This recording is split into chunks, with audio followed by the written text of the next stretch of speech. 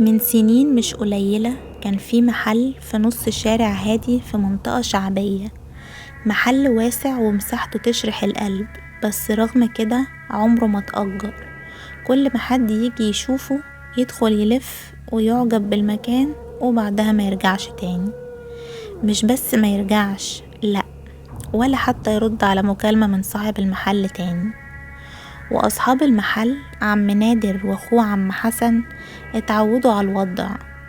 في الأول كانوا بيقولوا نصيب، يمكن الزباين مش لاقيين اللي يناسبهم، بس مع الوقت بقى في سؤال محدش قادر يجاوبه: ليه كل الناس اللي بتدخل المحل بيكونوا مبسوطين في البداية وبتطلع منه مرعوبة؟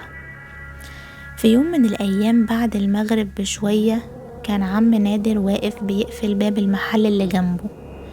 فجأة شاف ست كبيرة ماشية على مهلها خالص، لابسة جلابية سودا بس هدومها شبه موديلات زمان.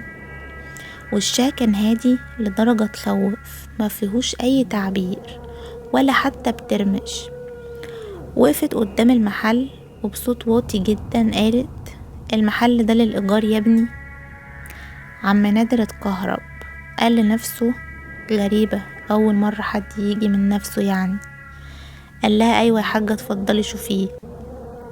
ومن غير ما تبص عليه دخلت، بس دخلت بخطوة واحدة كأنها عارفة المكان وحافظاه كويس. وقفت في نص المحل وبصت يمين وشمال، مفيش دقيقة وقالت: المحل ده عاجبني، خلاص هاخده. عم نادر اتوتر: طب خدي وقتك وشوفي المحل كويس واعرفي السعر، مش يمكن قطعته، الفلوس هتدفع وزيادة كمان ومن غير فصال. بصت له بنظرة مريبة، كأن عينيها مش متثبتة عليه، لأ، كأنها بتعدي من خلاله. وطلعت رزمة فلوس، نوع الفلوس، نوع من اللي مبقاش موجود، مبقاش بيطبع من سنين أصلا. قال لها حسن بخوف: طيب نكتب العقد ونديك الإيصال؟ قالت بنبرة ثابتة: مش محتاجة لا إيصال ولا عقد ولا أي حاجة، المهم المحل يبقى مقفول بعد العشاء. مضت العقد وخرجت من غير ما تاخد نسخة ولا حتى تسأل على رقمهم ولا تقول هترجع امتى حتى. وبمنتهى الرقة اختفت في أول الشارع.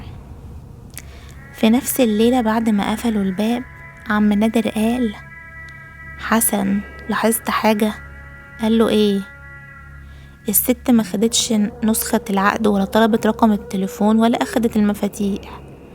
حسن ضحك بتوتر: يا عم اسكت بقى، هي شكلها ست غنية ومش فارق معاها. لكن نادر كان قلبه مقبوض وقال جملة ما خرجتش من دماغ حسن طول عمره: يا حسن، الست دي غريبة. بعد 3 أيام المفروض الست تيجي تستلم المحل، لكن ما جاتش ولا ظهرت ولا حد شافها. فقرروا يسألوا جيران المنطقة عنها لحد ما وصلوا الراجل عجوز قاعد قدام بيته وقال لهم: اوصفولي الست دي كده. ولما وصفوها الراجل وشه اسود ووقف ببطء ومسح على لحيته كده وقال: انتوا بتهزروا صح؟ قالوا له: ليه يا حاج؟ دي الست نعيمة، كانت صاحبة المحل من 40 سنة. سكت لحظات وبعدين قال أهم جملة في حياته: بس الست نعيمة ماتت من 30 سنة. عم نادر ضحك ضحكة عصبية وقال: طب ماتت ازاي؟ الراجل اتنهد وقال: واحد من ولاد الحرام حاول يسرقها وهي جوه المحل، ضربها وماتت لوحدها جوه ومحدش لحقها. وبصلهم بخوف. من يومها مفيش مستأجر قعد فيه اكتر من ليلة واحدة بس. كل اللي دخل خرج يجري ومرجعش تاني. في الليلة دي قرر نادر وحسن يروحوا المحل بعد العشاء يشوفوا اذا كان في حاجة غريبة ولا لا. بس اول ما دخلوا لقوا ريحة بخور قريبة منهم جدا، بس كانت ريحة بخور قديمة. وفجأة باب المحل اتقفل من نفسه والإضاءة هديت جدا، وملمس الهوا بقى تقيل زي ما يكون في حد واقف معاهم. وبصوت ناعم قريب قوي منهم جالهم صوت الست دي: المحل ده ليا. والنور طفى، وحسن حس ان حد بيعدي جنبه، حد مش ماشي، لأ، ده حد كأنه بيسحب نفسه. ونادر شاف على الحيطة ظل شبه ست طويل ومكسر، عامل زي اللي واقف جسمه ثابت بس رجليه مش بتتحرك. وبعدها حاجة خبطت الباب من جوه خبط جامد، كأن حد محبوس وبيحاول يخرج.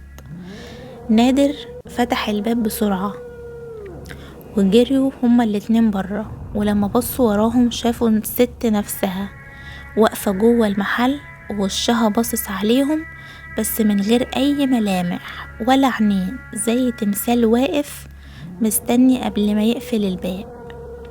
سمعوا صوتها بتقول: ما تأجروش المحل من بعدي. بعد أسابيع العقد اختفى والفلوس اختفت، والمحل محدش قرب منه تاني نهائي. لحد النهاردة المحل ده لسه فاضي، ولو سألت أهل المنطقة هيقولولك ده محل الست نعيمة.